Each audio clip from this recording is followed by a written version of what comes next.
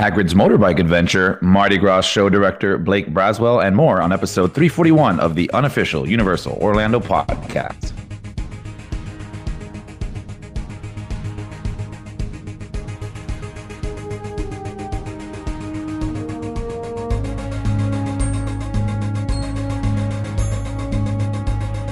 Hello, everybody. Welcome back to the best podcast out there. Of course. Yeah, absolutely. My name is Chris, and I will be your host today. And joining me, we have Lee. Hello, everyone. And Tracy. Hello. You took mine, and I was totally stumped. I always do that. I know. Fill in the blank.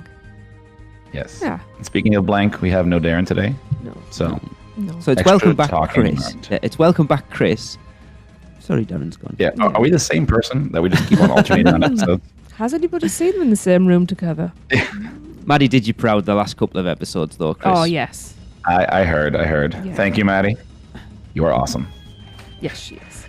So how you guys been? Good. Yeah. All right. I'm actually getting very, very excited for Orlando now. Yeah. Even though it's still about 6 months away. It's real now. Yeah. Okay. I'm excited to discuss Mardi Gras with you next week, Chris, because after sitting down with Blake, oh my God, I am so excited. I'm excited to talk about it because I think I'm still full from Mardi Gras. That's what I like to hear. Yes. But Tracy, why don't you tell us a little bit more about the Weekender? Okay. Yes, details are coming, people. Details are coming. Stop it, because I'm going to wet myself with excitement and fear. Little bit of fear. Yes. Yes. So we have the first draft of the itinerary. Oh, so exciting. Ooh. So if you are even remotely interested in the Weekender, which you should be, people, just head over to facebook.com/UUO podcast/events. Any more /s there, Lee? You just go to the podcast page and find the events tab and it's there. Yeah, check it out. There's a beautiful infographic done for us by the amazing Michelle. It is lovely. Yeah, it looks nice. It does. But wait for it, everyone. Brace yourselves. This is where I'm really, passing out. The big news is tickets go on sale tomorrow, the 6th of March, through Eventbrite. Now check out the Facebook page for more information or email info@mouseandmuggle.com. Now, I asked Michelle to give me the link for the Eventbrite thing. And apparently, it's like 1,000,000 miles long. That's why she said, just go to the Facebook page or email them. Yeah. But in 2 weeks' time, Michelle and Robin will be joining us on the show and we will discuss the weekend in depth. That'll be awesome. I've just done that. Oh my God, I am so nervous at this point about it. I know. Yeah. The itinerary looks real nice. It's the funny thing is that this is Chris's first. Like, we've done a couple before. Like, us and Darren, we've done little meets before. This is Chris's first sort of step into the spotlight. Yeah, and he's not coming to a little meet for the first one. Yeah, we got eased in. Chris, you're getting dumped at the deep end. Yeah. Yeah, just rip the Band-Aid off. I'm good. We'll remind him of that. I can't He's in wait. the corner crying. I'll give him rum. I'll bring my invisibility cloak. Yeah. Is that what you get rum? You pretend you're not fine? No. I'm terrible. I'm not really good. There's no rum. Yeah. I'm sick too. That's because you've had too much rum. I was going to say, haven't you had enough rum? Can you tell my voice? Awesome. Cool. So be on the lookout for those tickets. Yeah. Now, speaking of... No, we weren't speaking about food, but let's speak about food, right? Always happy to speak I about can hear food. the cogs working in your brain to try and connect those two things there, Chris. I got to get the WD-40 out, give a little spray. We'll be good. So the Today Show Cafe, Universal has given us details of the Beverly Hills Boulangerie replacement at Universal Studios Florida. It will be the Today Cafe and will soon make its way to Universal Orlando, bringing together a highly themed environment design to feel like you are stepping onto the iconic Today Show set, along with specialty food and drink options. Guests will step into the stage-lit set inspired by the show and catch up on the top headlines from today's live broadcast, all while refueling for more theme park thrills. The Universal creative team behind the world-class attractions and Universal's award-winning culinary team are partnering closely with the Today Show. The anchors of the show, Savannah Guthrie, I may say that wrong, Hoda Cobb, Al Roker, Carson Daly. I know Carson Daly is, yeah.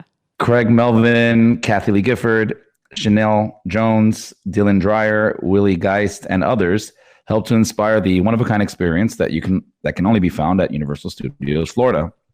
One of the outstanding features of the Today Cafe menu will be seasonal dishes inspired by co-anchor Al Roker's favorite recipes.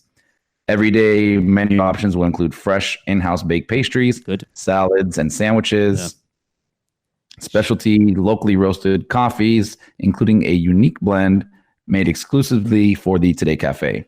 Which is awesome. Yes, I think that's really cool. That's awesome. Yeah. I love that Universal is all about those signature, like specific things. Like you think about the stuff in Diagon Alley in Hogsmeade, and then the Duff and stuff in Springfield. Duff and stuff. And then the same here. I think it's cool. Yeah, definitely. Guests can grab items on the go or enjoy their meal any time of the day at seating both inside and outside in the area designed to look like the Today Plaza. The Today Cafe will offer specialty breakfast options like millennials' favorite avocado toast and organic acai. I think it is. I've never heard of it. You can tell I don't eat it. Acai walls to New York-inspired sandwiches and salads. Top highlights include a new twist on classic Italian sandwich piled high with porchetta, spicy capicola, provolone, roasted tomatoes, arugula, basil aioli on a crunchy baguette. Sounds amazing. And an Asian-inspired chicken salad that will combine baby arugula, cabbage, radicchio, shiitake mushrooms, daikon, sprouts, wasabi cashews, and soy peanut vinaigrette. Interesting. And additionally, in a tribute to a long-running tradition in Kathy Lee's and Hoda's Hour of Today, guests can enjoy wine and beer on tap with a delicious cheese platter for two. Also yummy. So that's Tracy's review. I think the place looks amazing. Yes. I saw the food. It looks good. See how it is, and when you actually get it. I mean, I'm looking forward to going and seeing what there is. I'm hoping that that's not the full menu because it's a bit. In fairness, it's a bit faffy to us. To be honest, we've been in there once, I think. All I keep seeing is avocado, arugula. Yeah, it's just when I've seen. Some of the stuff looks nice. And as I said, the coffee. Their own blend coffee, I'm very interested in that. The mugs are actually quite cool as well. The mugs are amazing. But I'm hoping there's going to be some less farty options. I'm not a fussy eater, but, and there's... soup. And the vegetarian options are limited. And if you don't like avocado, you kind of bugger. That's not vegetarian, remember? No, it's not. No, it's not vegan. Oh, yeah. It's not vegan. Yeah, and if you don't like avocado, you're buggered. So... Yeah. I mean, it's kind of cool. Them putting them, this place there. The Blanc all that was there. I don't think. I mean, people were in it, but I don't even remember when I went in it last. No, it's just that it seems to be the weird thing about it is, and it was even in that blurb that you just read there, Chris. New York, and it's in Hollywood. Yes. I know it's not a major thing, but us theme park nerds are like, you've made a theme. Can we please stick to it? I don't really have an issue with it. I couldn't care less because the Today Show means absolutely nothing to me. And to probably most Brits coming over, it won't. Yeah. So it doesn't really matter, but it's like it's that one step closer to just getting rid of themed areas altogether. Mm. Yeah. But it doesn't bother me because to me, it doesn't make any difference. You see, I've thought about it, and at first I was like, oh, you can't take away something that's been there forever, because I'm a creature of habit. But then when I thought about it, it was kind of like I couldn't actually describe Beverly Hills Boulangerie to you. It was quite unmemorable, as it turns out. I just looked yellow in there. That's all I remember. I don't even remember that. Whereas this, it looks fresh, it looks modern.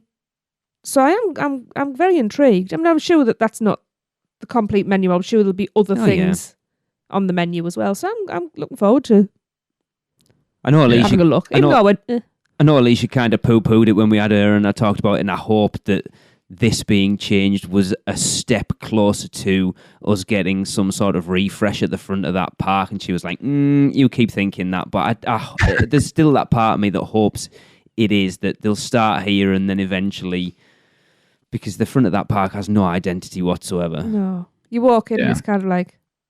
It's not a grand entrance, is it really? No, not like Islands. Yeah. You walk in, it takes your breath away. But it's another food option, somewhere to check out. It's either, if it's for you, great. If it's not, then it takes people away from it. Yeah. Just walk past it like you did the other place. Yeah, exactly. It's not a big deal, is it, at the end of the day? If you don't want to go in there, don't go in there. It's as simple as that. Exactly. So there's another coffee mug I won't be getting. If you want one, you can get one. I want one of the Starbucks Universal ones. That's what I wanted, but now Lee started drinking coffee 5 seconds ago. Yeah, Alexa has one of those here at home. They're so cool. Yeah, it has both parks on it. Yeah, they're awesome. Nice. I didn't think I would have to say dibs on a mug, but Lee went and got it first. I'll just use it for work. It's fine. Awesome. All right, I'll have a one. Uh-oh. Can you bleep that out, Lee? You want? I'm not bothered. Oh, yeah. He edits, doesn't he? I could bleep that out. It could be funny, actually. All right, moving right along. Yeah. So, Lee, would you like to tell us about the new Hogwarts projection show that looks amazing? So, in true Universal fashion, Tracy and I haven't even got to see the old Wizarding World projection show yet, and we're already announcing a new one. Yeah. So, they are continuing to update the Wizarding World of Harry Potter Hogsmeade at Islands of Adventure. By this time, announcing, as we've just said, a new projection show, which will be called the Dark Arts at Hogwarts Castle, which I am all about. Yeah. It's so cool. The new experience at Islands of Adventure will debut later this year, which they haven't said, but it's funny, they said it's going to be in Hollywood as well, but apparently it's only on real short run at Hollywood, so I'm hoping in Orlando it lasts a bit longer. Yeah. Because what I would like it to run is kind of run from the sort of 10th of October onwards, so we can get to see both. That would be nice. That would be great. Yeah. But yeah, the exciting all-new experience in the Wizarding World of Harry Potter will cast a mesmerizing display of light, music, and special effects, unleashing the darkest creatures and villains, including he who must not be named himself, Lord Voldemort. So the blurb they put out said, illuminating a darker side of the Wizarding World, this spectacular new light projection experience will be a departure from the previous nighttime lights at Hogwarts Castle and the magic of Christmas at Hogwarts Castle. Guys, it's quite impressive. They've got 3 shows on. The dark arts at Hogwarts Castle will bring more intense tones and drama that reflect the dark creatures and wizards that challenge goodness in the Wizarding World. Guests will be asked to summon their inner strength and bravery in the face of the all-consuming dark arts, as some of the awe-inspiring moments and creatures inspired by the films come to life within the majestic light display. As darkness falls on Hogwarts Castle, Dementors, Death Eaters, and other unspeakable creatures from Aragog and mountain trolls to Thestrals will... a Thestral's a dark creature. Well, they are linked with death. But they're not evil like the rest of them, are they? And actually, only some of us will be able to see them. That might be a flaw in the plan. I'll be able to see them. You'll be able to see them. Anyway, 2 Thestrals will cloak the castle with sinister images from the darker side of magic, even conjuring the visage of Lord Voldemort himself. Until the Patronus spell, one of the most famous, difficult, and powerful defensive of the dark arts charms in the Wizarding World, is cast. The dark arts at Hogwarts Castle will be accompanied by an exclusive magical arrangement that will emanate in a surround sound environment. Always good. And it was conducted by prolific arranger William Ross and recorded by the London Symphony Orchestra in London, surprisingly, based on the original scores composed for the film series created by Academy Award-winning composer, the god that is John Williams himself. Yes. Chris, I'm assuming you have seen... Have you seen the Christmas one? So here's the funny thing. We've seen the Christmas one. We have not seen the other one. Oh. Yeah. For some reason, and we were actually talking about this on our last trip, with the times that we have been going there have been like special events. So they'll not run certain things on special events. I don't know why. We've wanted to see it. We just haven't had the opportunity to see it yet. I mean, even to the point that the cinematic celebration? Is that the new one? Celebration. Right? Yeah. Okay. That's been open for almost a year now. Yeah. Getting close to it. We still haven't seen it because it's been closed every single time we want to go. And watch it. It's funny. Tracy and I were talking about it, and we're probably not going to get to see cinematic celebration because it's Halloween Horror Nights when we're over. Yeah. Did they run it during Mardi Gras, Chris? No. So we probably won't even get to see it next year either. Crap. Well, you're just going to have to take me another time. They will run it on non-concert nights during Mardi Gras. All right, so we probably will get to see it. Yeah. So we were going to, on our last day, it was a non-concert day, and we wanted to stay, but we had to drive home that day, and we were exhausted. So unfortunately, we skipped it, but we're like, we'll be back soon to see it. We're dying to see that show. But now that this is going to be closing, we'll definitely, make it a point to watch this one before they move it over to the new one. So how was the Christmas one? Because we've obviously watched videos of it, and it looks stunning. I mean, I have tears watching it on the TV. All the time. I hear that part of music, and that's me. I'm and that's what they do. They play on your emotions with that music. It gets you in the, whole little vibe, and the actual projection's really good. They did an amazing job. We really enjoyed it. The only thing we did not enjoy was the crowds. A trillion people rubbing up against you at the end of the day.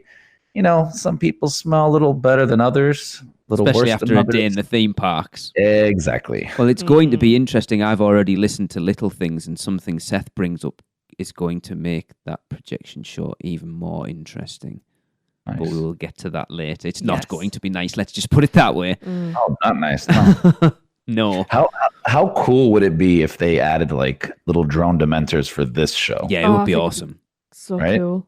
Such an easy thing to do, and it would really put that extra touch, because they do it already in Hollywood, right? Did they? Was it Hollywood or was it?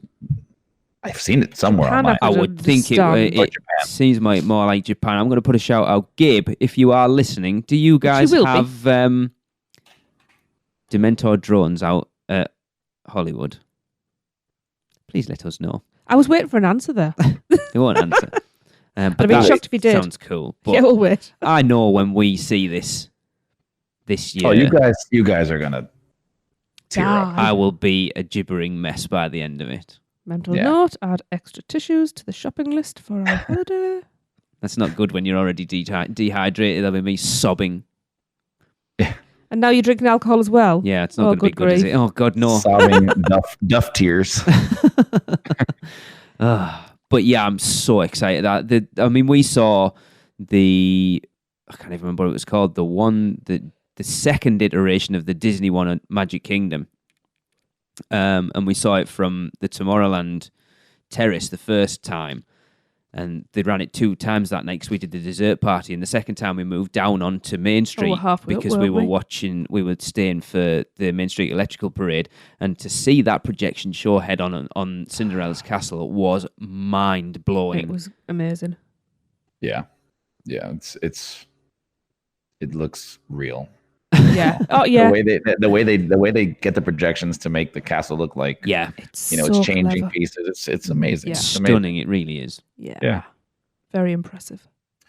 Yeah. So that'll definitely be a cool addition to the land over there. Absolutely. Yeah. Yeah. And let's stay on track. Ha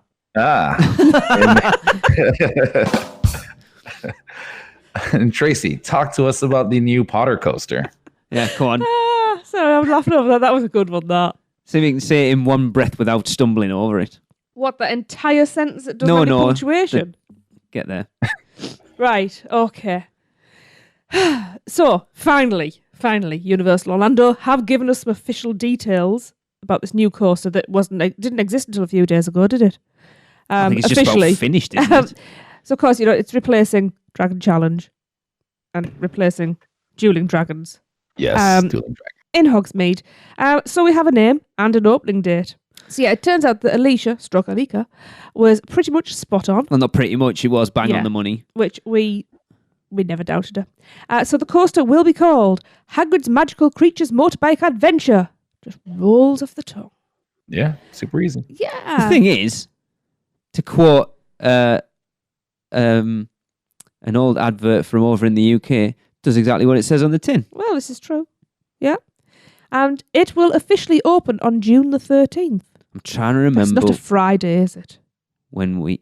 Oh, I'm going to have to check. Not that I've got any problems with Friday the 13th. I actually quite like the day. So, in the email Universal sent out, we got some hints at what we can expect to see. For the first time ever, join Hagrid as you fly far beyond the grounds of Hogwarts Castle on a thrilling roller coaster ride that plunges into the paths of some of the Wizarding World's rarest magical creatures. Hagrid's Magical Creatures Motorbike Adventure, Universal's most highly themed coaster, opens June 13th, 2019, only at the Wizarding World of Harry Potter Hogsmeade in Universal Orlando. It's a Thursday. Aww. And I do believe that Robin and Michelle might actually be there for the opening, so they've said they may well record stuff for us. But there'll be soft openings, obviously, before that. Of course. Chris, are you planning a trip down for this? Have you guys seen the video online? I'm sure you have. Of the actual carts. Oh, yeah. Yeah. It looks so cool. Yes. I was listening to Grim Grinning Horse today, and they were talking about it, saying you're going to have such a different experience depending on whether you're riding on the bike or the sidecar. Mm-hmm. It's such a cool idea.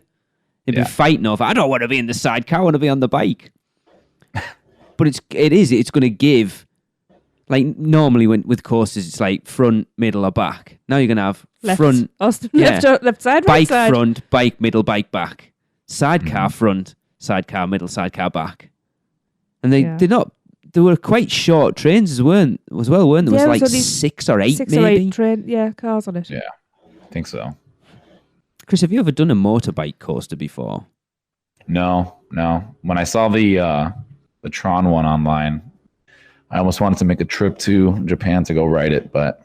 We have one close to us. In our local park. Yeah? Yeah. It's awesome. Is it cool? Yes. Oh, yeah. It's a proper launch coaster, so this one, I think this one, Alicia said this one's going to have launches, but not like... ours is where you can't breathe because your chest is paralysed. I'll put it this way, it's called Velocity for a reason. Yeah. It's like 0 to 62 miles an hour in something like 2.6 seconds. And wow. It's, Yeah. But it's a very different experience. It looks cool. Like it simulates and gives you that feeling like you're actually on a motorbike. So I'm all for it. Bring it on. Yeah. I must say, I've never actually been on a motorbike, so no. I'm assuming that's what it feels like. I'm just hoping that, like a lot of what Alicia said about as far as animatronics, that we're going to get to see. I know there's rumours there's going to be a full Hagrid animatronic. Mm-hmm. Obviously, she's put herself out there saying there will be a Fluffy, and it's what other creatures you're going to get to see. I can't remember. It might have been her I was listening to the other day, and it's like they put a Cornish pixie, right? Remember that, Chris? It was a Cornish pixie in the artwork for it, not a fairy. So are we going to see Cornish pixies? And if we are, how are they going to do that? Yeah. I would like to see a Blast Energy Scroop, please. Yes. Because they're quite funny, and I think they would fit with the theming of the ride. Yes. Ah, yes. Do we want to take wagers on how long the wait's going to be opening day? 7 million I years. think we should. That'd be a fun game. Yes. So between the three of us. I think it will be extending off property. So what was Gringotts? I think if I remember rightly, when Gregory was doing bits for us, he queued for Gringotts' first day and he queued 6 hours and it broke down. He didn't even get on it. Yeah, to come out the next day, didn't he? It's going to be interesting actually to see whether people have reached Potter fatigue or not. I don't think so. No. I'm going to say 5.5 hours. Okay. Kind of around that area. I was going to say like 5 or 6. So what's that? 330 minutes. Is that right? No. No. 5 5 hours. 60 minutes. 300. 150. Oh, yeah. 330 minutes. That's right. 300 minutes. Right? 5 times. Yeah, and then I said 3.5 to 5.5 hours. Oh, so 3.5. Oh, 5.5. So I'm going 330 minutes. So I'm 420. Oh, that'll work. Chris, what did you say? 360. 360 minutes. Yes. Hopefully not hours, because that would be pretty miserable. Wow. Tracy, what did you say? At 420 minutes, not hours. I worked out it was 420. That made me laugh. Right. Okay. I am excited about it because...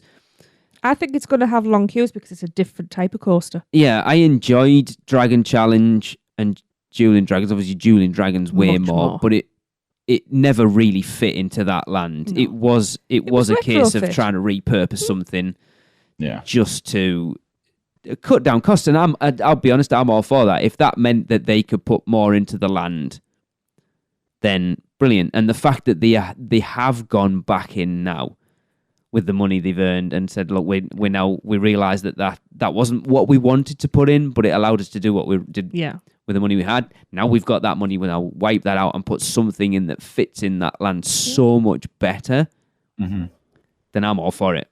Be interested to see what the entrance looks like. Because the Dragon Challenge one was totally nondescript. Oh, yeah. You It was could have huge, though. You could have walked past it. But the actual entrance was just like a hole in the wall. Oh, yeah.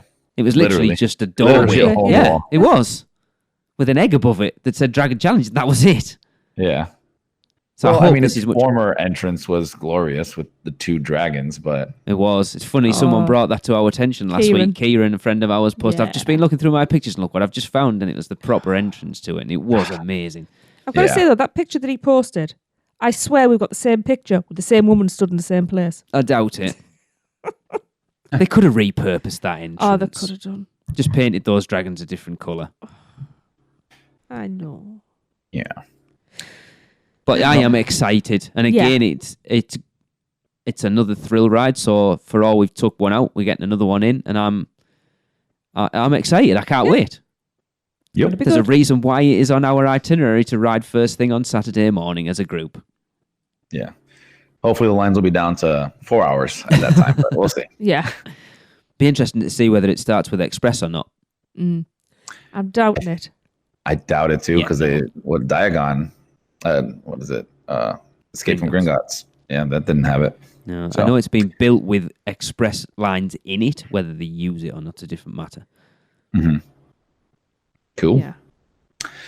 All right, let's move on over to Seth with some little things. Hi, this is Seth Kabursky from the Unofficial Guides, and I'm here with the first look at all the little things that are new around Universal Orlando Resort for March 2019. We're going to begin in City Walk near Guest Services, where they've recently installed a fuel rod charger dispenser. You may be familiar with the fuel rod battery chargers from Walt Disney World or Disneyland, where they've been available for a year or two. The one at Universal Orlando costs $30 for one cell phone battery charger, but unlike the ones at Disney, there's a $3 charge to swap a depleted one for a full one. However, you can get up to 10 free swaps if you download the Fuel Rod mobile app. Personally, I think you can find much cheaper and better cell phone battery chargers online, but if you're stuck in the park with no way to charge your phone, it's an alternative. I'm told that there are also fuel rod kiosks located inside Islands of Adventure and Universal Studios Florida, but I just haven't found them yet. The Sapphire Falls Hotel has announced its first rum dinner. It's going to be held at the Amatista Cookhouse Restaurant on March 23rd. It costs Excuse me? $70 per person, and that includes food and drinks. Okay, now let's move inside the parks, where you may notice that the free Wi-Fi service has been changed from Xfinity to Universal. So if you're having trouble connecting to the old Xfinity Wi-Fi SSID, look for Universal instead. I've noticed that since making the change, the internet connection has been much more stable. You'll also notice inside the parks that they are selling a new style of souvenir cup. This souvenir cup is made by Tervis. It's insulated and it's a little larger than the old cups. It costs the same $16 as the older freestyle refillable cups, but the catch is that you do not get your first day of activation for free. Instead, if you want to activate them for unlimited freestyle soda refills, you'll have to pay $8.99 plus tax on the first day and each day you want to use it after. Alternatively, you can get a one-time refill for $1.50, which is the same price as the non-freestyle souvenir cups. Moving around Islands of Adventure, Dudley Do-Right's Ripsaw Falls has returned from its annual refurbishment, and the entire area around Popeye, including Me Ship the Olive and the Bilge Rat Barges ride itself, are now closed for their annual refurbishment. They've also updated the pay-per-use lockers around the water rides. The new lockers use the same ticket scanning system as the free ones available at the various roller coasters, but they cost $4 for a medium-sized locker for 90 minutes or $5 for one of the larger ones. Over in Jurassic Park, construction on the new roller coaster has caused the removal of not only some trees, but the entire bypass bridge that used to connect Jurassic Park to the Lost Continent. Are you ready? That means the only way in between those two lands is to pass through the wizarding world of Harry Potter. Oh. We'll have to see how they handle the crowd flow once the new Dark Arts projection show opens up later this year. Oh dear. Speaking of the wizarding world, the newly named Hagrid's Magical Creatures Motorbike Adventure is inching closer to completion. The large construction cranes over the site have now been removed. Woo! Over at Universal Studios Florida, Mel's Drive-In has replaced the Garden Burgers with Impossible Burgers, which can also be found over at Captain America Diner. And while you're at Mel's, stop in across the street at Cafe La Bamba, which has briefly reopened a small portion of the restaurant just for Mardi Gras, where it serves as a mimosa bar. And as you're driving away from the Universal Orlando Resort, keep an eye out for the upcoming Endless Summer Hotel, where the Surfside Inn has just completed its colorful murals on the end of the tall buildings. Okay, that's all for this time. This is Seth Kaburski from the Unofficial Guide to Universal Orlando. You can follow me at the UG Series on Twitter, and I'll be back soon with another look at all the little things that are new around the Universal Orlando Resort. Actually, I'll jump in there. Also, sponsoring part of our Weekender as well. Yes. Yeah. Our scavenger hunt, which is indeed. awesome. Chris, did you see the murals on the side of the surf? I was going to say I did. It looks awesome. I can't imagine how color that theming they're doing. I can't imagine how that corner looks now, because obviously the last time we were there, it was still Wet and Wild. So I can't picture it in my head at this point without Wet and Wild being there. It's bizarre. Yeah, I mean, it's been gone. Obviously the Wet and Wild's been gone for a little while now. So, we stay at a hotel. If we're not on site, which we're not on site every time, we'll stay at, one of the hotels around the area there. So got used to the landscape of it being gone. But now, like the hotel we stayed at last, you can actually see out of our window the new Universal properties. Cool. Yeah. Nice. They're looking nice. They're looking real nice. They're sort of really taking over that area now, aren't they? You think like with where Universal Orlando is, and then Endless Summer, and then with the new park down the road, they've definitely got that whole side sort of stitched up now. Yes. Yeah. Also, rum dinner. Yes, thank you. Oh, yes. Can we talk about that for a minute? You kind of heard Chris and I both go, excuse me, hello? We found our Weekender dinner. Yeah. If not Chris, me and you'll sneak off for dinner together. Yeah. It's fine. It's a team meeting we're doing. It was interesting. Yes. I thought $70, depending on how much drink you're getting, didn't actually sound too bad. I don't know if I could actually physically drink $70 worth of rum.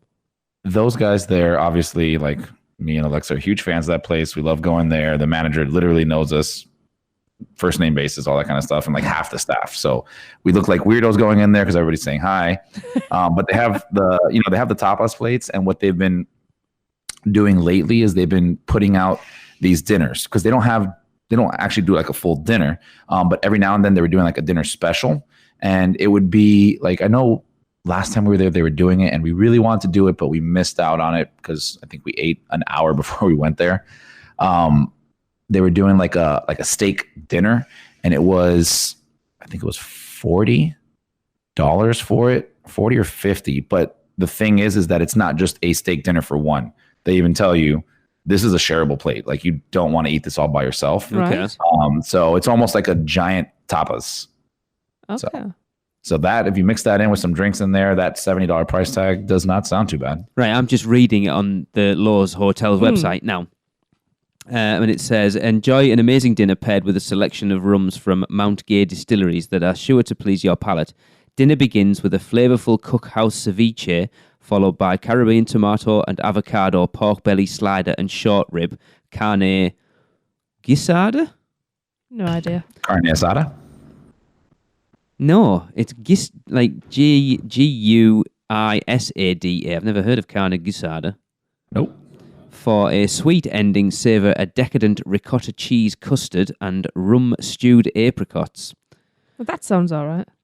Right, that's fine. Is there a vegetarian version? No. That's no good. You'd already lost me at ceviche, so... I don't know what that is.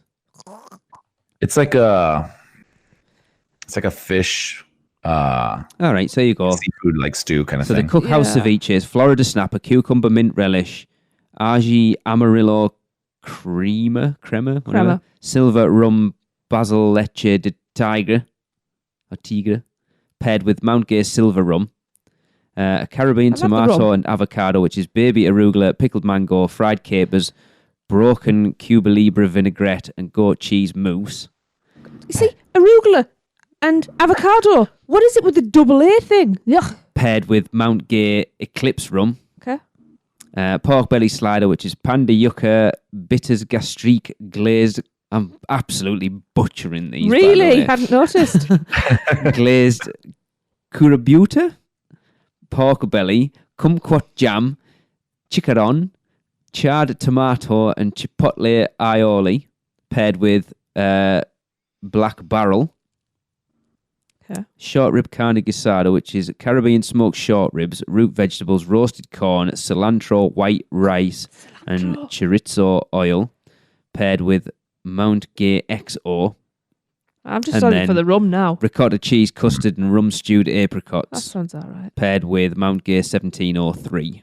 That's your menu. That is it for $70. Yeah, I won't be doing I that. don't know. I will tell you that the pricing on some of those things are from those drinks. Oh, Because they yeah. literally just went up the chain. That Oh, yeah. 1703 is an expensive rum. Right. Yeah.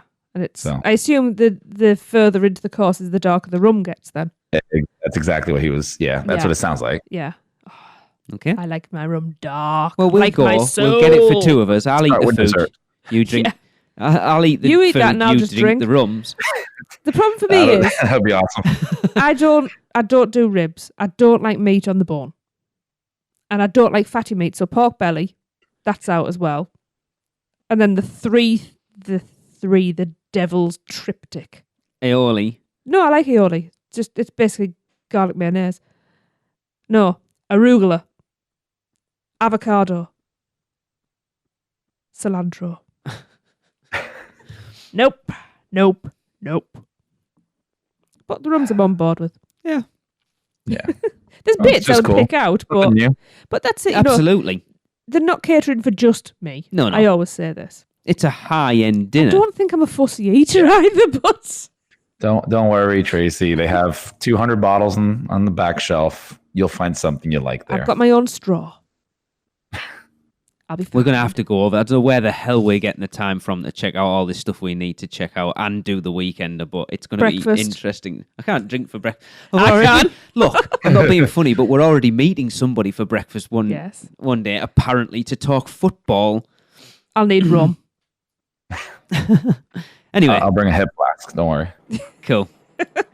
Yes. cool. So, yeah, definitely. All right.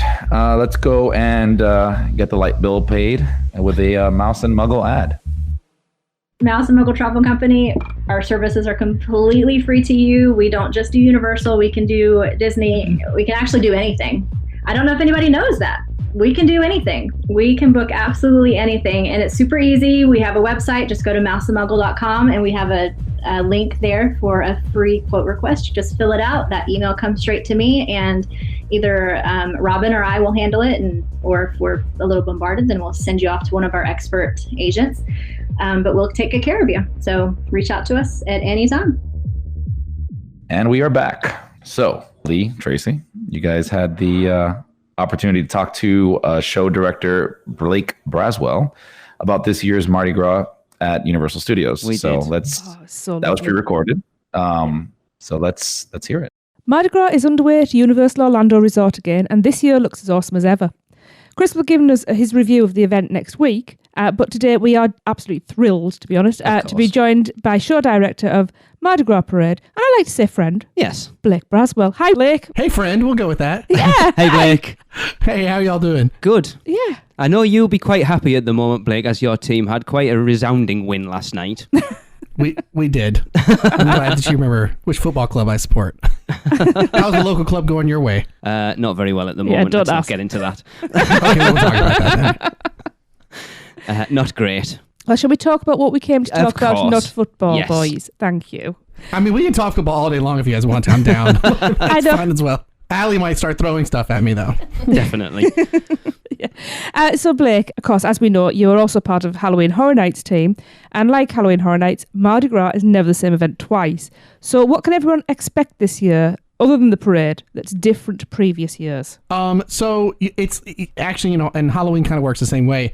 You're balancing like the tradition of doing Mardi Gras, doing the event. This is our 24th year doing it. So you got the tradition you want to hold up, but then also you don't want to make things different and new every go round.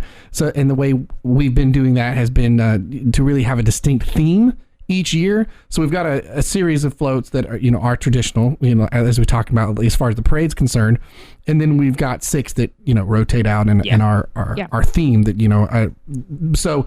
The other things that you can sort of experience that are different beyond just the theme, and what always changes every time, is one of my favorite parts, and that's the people. We've got a lot of veteran parade performers that come and join us every year, but then we've also got an influx of brand new people that are so excited to be doing Mardi Gras for the very first time. And our parade performers, for those who have not been down here yet, prior to the parade starting, they hang out in our French Quarter area and they interact with the guests. They do dance parties with some of our French Quarter musician bands that are out there and stuff. And they really make these awesome one-on-one connections with the guests. And while that happens every year, it's also different every year because, like I said, you get a different, a crew of people each round. Yeah. And I love all the connections they make that then you kind of see pay off later during the parade as they're walking down the parade, going side to side, greeting, talking to guests, saying Happy Mardi Gras, and then they, like, say, catch a kid that they were just doing a limbo party with earlier, right? Awesome. That's so nice. Yeah, that kind of stuff I absolutely love. And then, like, new for us this year, beyond our theme and stuff, is what we're doing, like with the food as well. Oh yes. There's a lot more Cajun food going on. Mm-hmm. And I've had it all, and it is good. Yes, Chris, one of our other hosts, was down there last weekend for the weekend, and he didn't have any bad words to say about any of the food. He said it was all amazing. Yeah, and you can actually they're doing like tasting sizes this time too.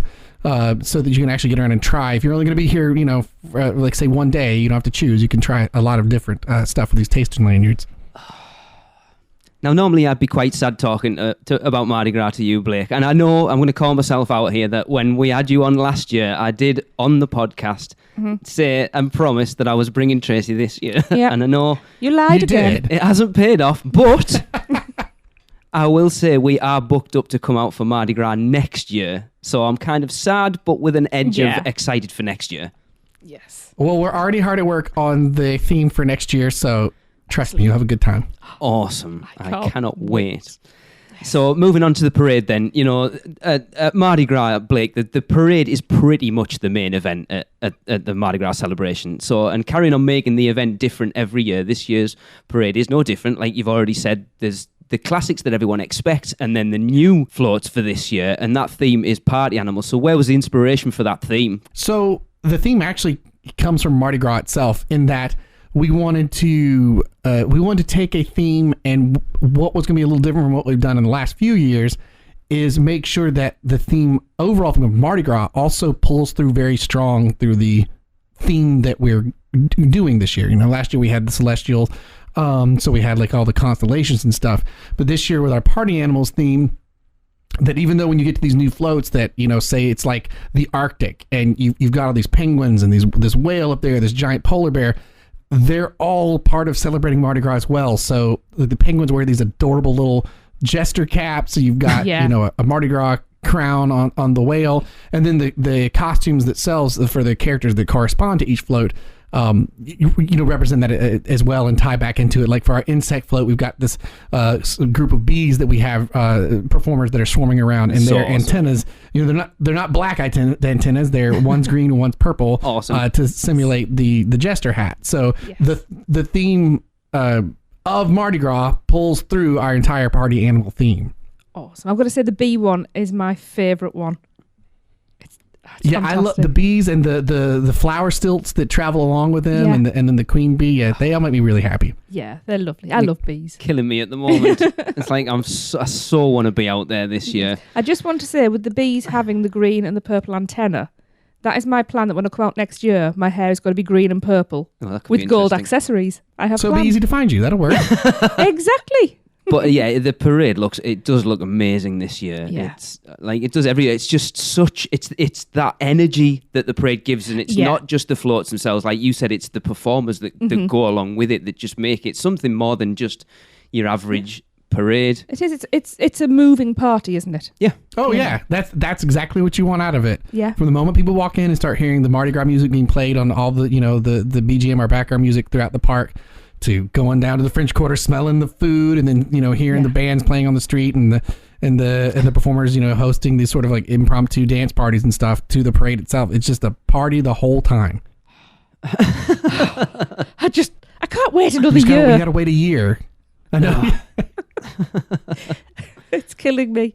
Yeah, so we previously mentioned that you're part of the Horror Nights team. Now, if I remember correctly, when we spoke to you last year, you did say that you like to try and sneak a little Horror Nights into the parade. Now, we know there's the universal staple of fire on one of this year's floats, but can we expect anything else from the dark side? Well, I think last year what was my little nod was we had these CO2 blasts that went out around the Scorpion that was on our Scorpio float. And it scared people. And we have a similar effect this year, but how it's used to make it look like the whale is cresting through the water, it's probably not as scary, because you understand, you see that it's coming, the way that works. But for me, it still kind of lies in the effects world. Yeah. The little atmospheres that effects creates for Halloween are, they're kind of like those finishing touches that help tell the story, and it's very much the same way here. One of my favorite things is everybody, the lighting designers, the effects designers, costume designers, everybody really jumped into this theme very hard. So, for example, our swamp float, which has like a big crawfish boil on it, a giant frog, and a crawdad, and it literally looks like it's in the Louisiana swamps. I said I wanted it to look like it was like an early morning in the swamp, kind of the wispy fog, across the water, which sounds cool, right? But I mean, how do you Blake can say whatever he wants to, but somebody has to actually make that thing happen. And our effects team is awesome, and they did that. So when they did the fog and ran it through the float, you don't see fog just rolling out of anywhere. It's like it's just trails of it coming up between the grass, around the swamp areas of the float. So it literally feels like that wispy fog that sits on low in an early morning on the water. Awesome. So you can kind of, if you close your eyes, you can think, oh, it's a little bit of Horror Night here as well. I get my buzz on football. Was that last little thing we did? You can smell the fog juice. You can still smell the fog juice. Oh, see, that smell, right? It doesn't matter where I am. If I smell that smell, it instantly takes me back to Horror Nights. I actually think I need to find that in perfume form. They should do. You can get all these theme park candles now, can't you, that smell of everywhere. They need to do one that smells of Horror Nights fog. Yeah. That would be amazing. Yeah. Oh, you'd sell a lot. Just a small commission for the idea.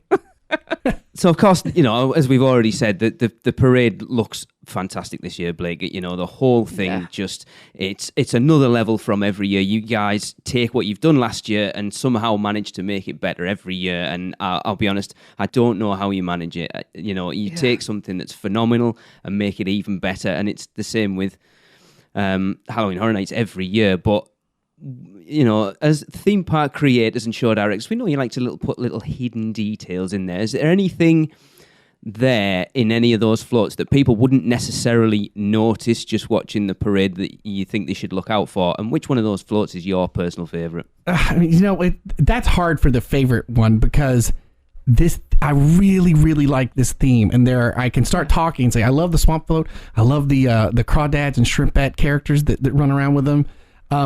But then you got the insect float, like you were talking about, Tracy, with like the bees and everything. I how they interact with everybody. It's actually, that's a really tough one.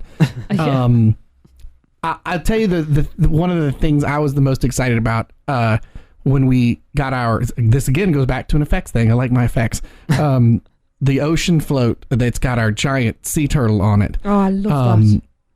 And he's got these, wearing these huge Mardi Gras beads. Mm-hmm. But I said, we've never done bubbles before. Can we please get bubbles on this thing? Will that work? And while that, again, sounds like a simple request, because it's a bubble machine that's actually moving, so you're dealing with the air moving by and all that kind of stuff. It's not quite as easy as it sounds to get it to work like you want it to. And I love it when that thing comes rolling around and it's just surrounded by bubbles, everybody slinging the beads out and everything from the ocean float. I love that ocean float. Awesome. Yeah, that is a good one. Floor. That's another thing I've got to forget. It's not just the parade performers as well. You've obviously got the guests on the floats throwing the beads, which adds another level to not just the parade itself, but that interaction and the experience for the guests, actually getting to be part of the parade. Yeah, join the party. Don't just sit back and watch. Absolutely. Exactly. I expect you all will end up on a float when you come visit New Year. I hope that happens. I hope so. It's Chris, who's on the podcast with us. He always brags every year. He's only been with us about a year and a bit at this point, and whenever we bring Mardi Gras up, he always brags that when they went down to Mardi Gras, I think it was last year, him and his girlfriend got to be king and queen of Mardi Gras. It's like, yeah, okay. I think it's time to replace him then. Anyway, so yeah, of course, the event isn't all about the parade. Now, other than the food offerings, which we are going to get to, they have already been alluded to.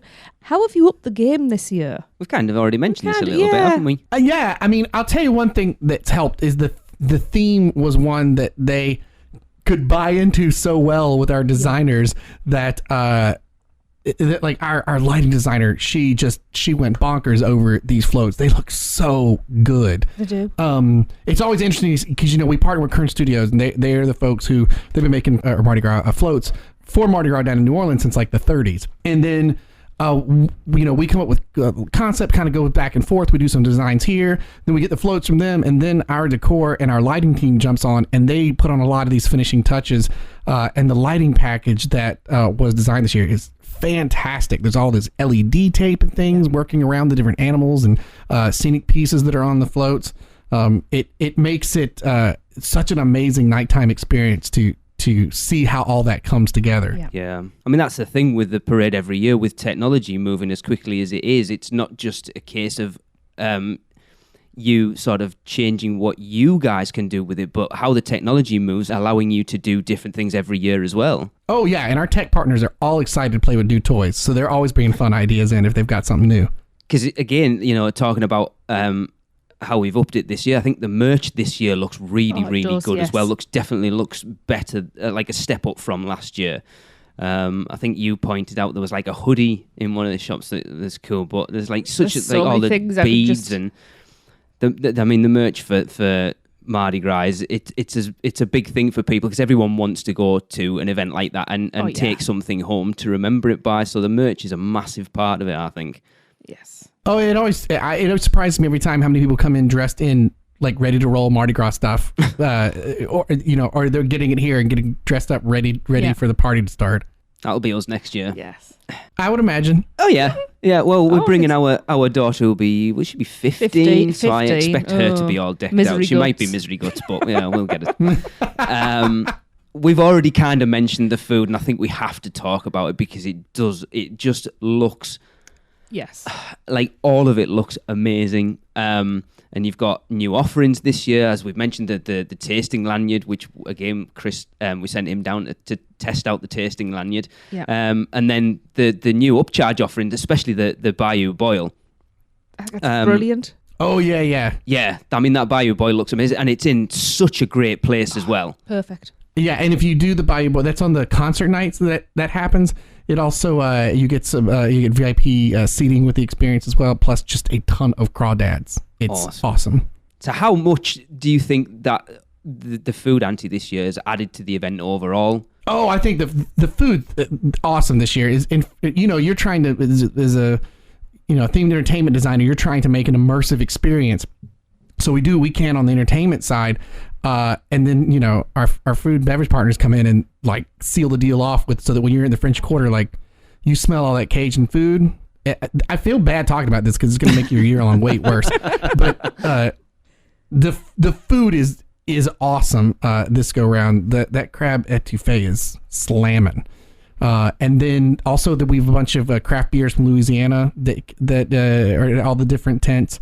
And again, you got like regular sizes, or you can do tasting sizes, so you can try a bunch of those as well. Yeah, I like the idea of that. That's such a great idea. Yeah. I do like to try new beers, but I can't drink a lot, so that's perfect for somebody like me. Yeah, see, there you go. So you don't have to make a choice. You can try a little everything. Yeah. Well, I've just recently began drinking again after being 15 years teetotal, so I'm actually looking forward to coming out and actually trying some alcohol for a change.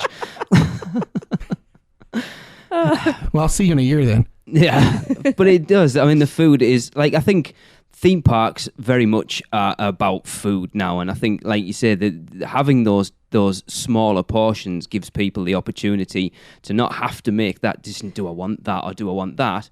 You can have it all. Yeah, you try a little bit of everything, like from and you've got like the dessert stuff, like the beignets and the king cake. Yeah. The gator bites, those are also very good. Yes, I have heard that from a number of people. Yeah. So Blake, if you could only have one item of food from the event, what would it be? Just get a big old thing of that crab etouffee. Done. Okie dokie. You heard it here, people. Boom. Done. It's so good. It's so good. The gumbo I've always enjoyed here. It's always been my favorite, but that crab etouffee it's taking the top spot. Ooh. Awesome. Well, we're kind of running out of questions at this point, but I have got one I'm going to throw in. I hope Ali doesn't slap my wrist. Through them, haven't we? Where do you go from here? So actually coming out next year, what can we expect next year, Blake? Any hints? I don't really have any hints I can give just yet.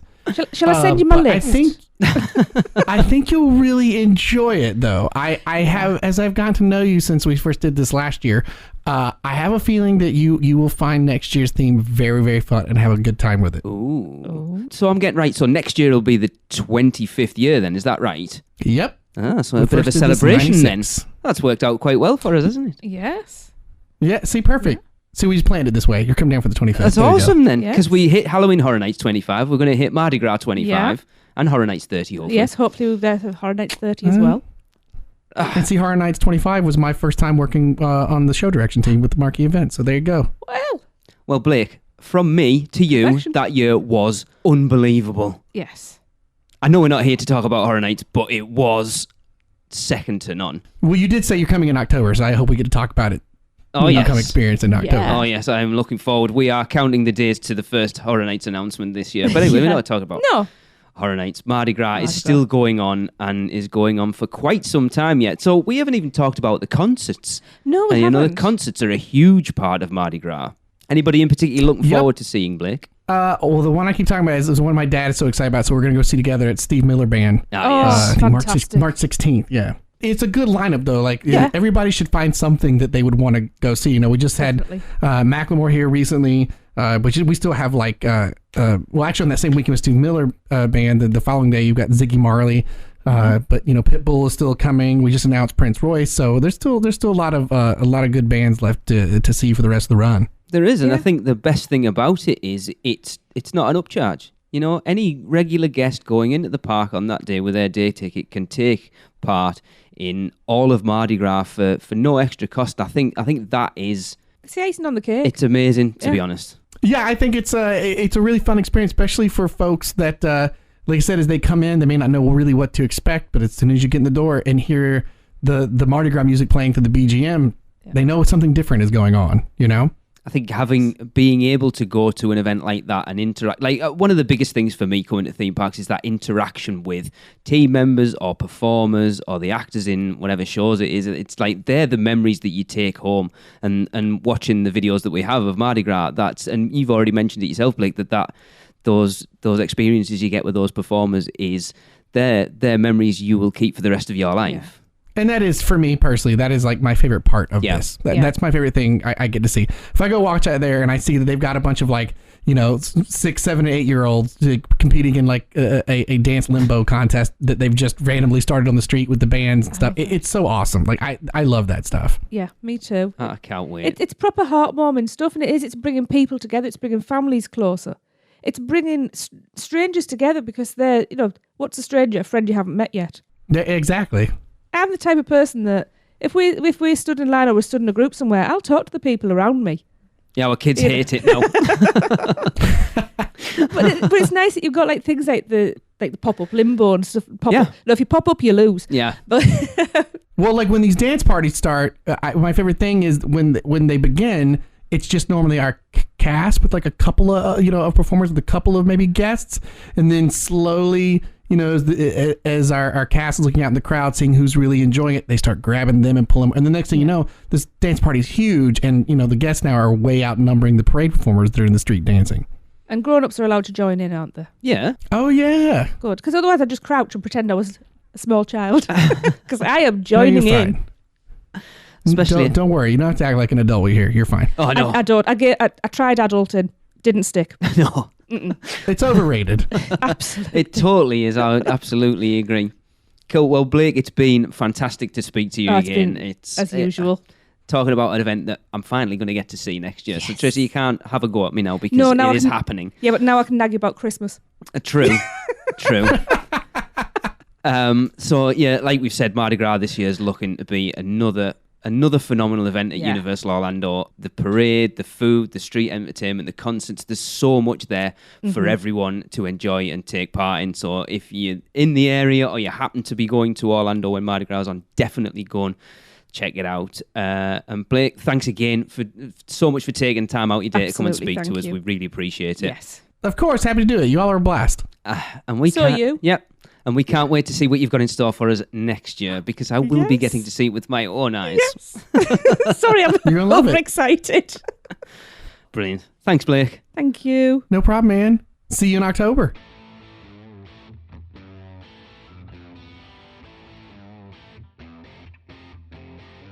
And we're back.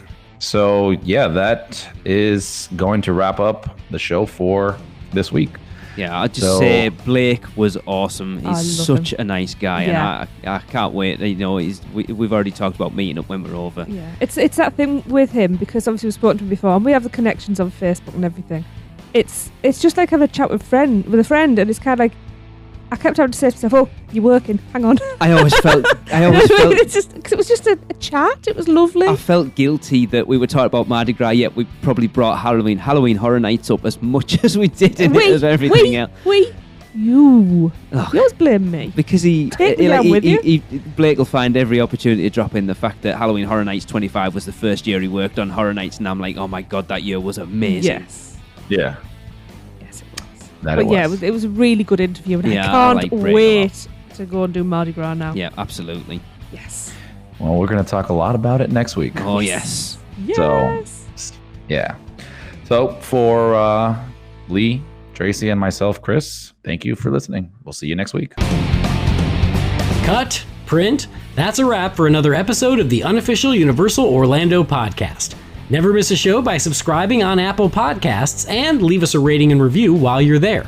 Not an Apple user? You can listen on Stitcher, Spotify, YouTube, iHeartRadio, or your podcatcher of choice. Email us any questions or comments to podcast@uuopodcast.com.